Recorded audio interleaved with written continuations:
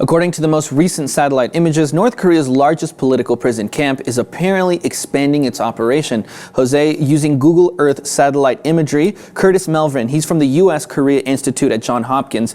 He was looking at pictures on Google Earth and he realized that the images from October 15th of this year show a lot more expansion on this camp from previous images from a few years ago. Those add-ons include a dam, hydroelectric power plants, plural, apartments for the camp's guards, an athletics field, mines, fish farms, all sorts of things that were not there on satellite imagery back from 2013. So this clearly indicates that they're planning to really push up the population of these camps. I mean, this is a serious escalation in infrastructure in a place where they hold. How many people do they hold in this type of detention centers? Of course, the North Koreans deny that they exist flat out. They're saying you're liars, they're not real. These camps aren't real, but that's not true. So it's impossible to get the exact number, but Amnesty International last year in 2014, they came out with a statement from data that they could gather. They said that up to 20,000 people in this camp alone.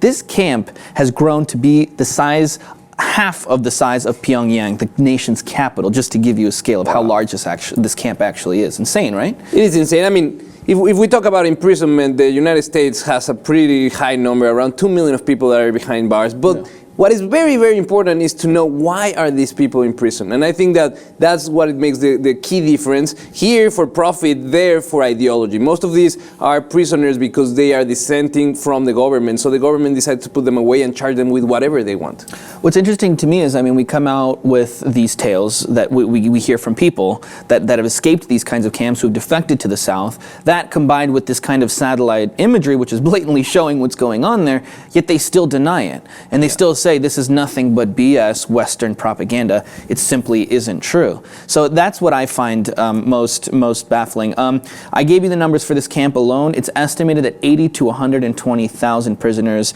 are in camps like these for that very charge, crimes against the state. And again, it's impossible to know the exact number. For all we know, it could be much more than that.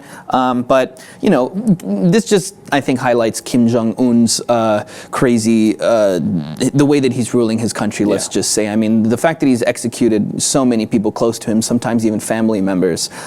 He's now expanding these prison camps. You add Dennis Rodman into the mix. I think that just makes everything even weirder. But I think it shows the way that he's ruling with an iron fist, maybe even, if you can believe it, worse than his father and his grandfather, which in itself is extremely surprising.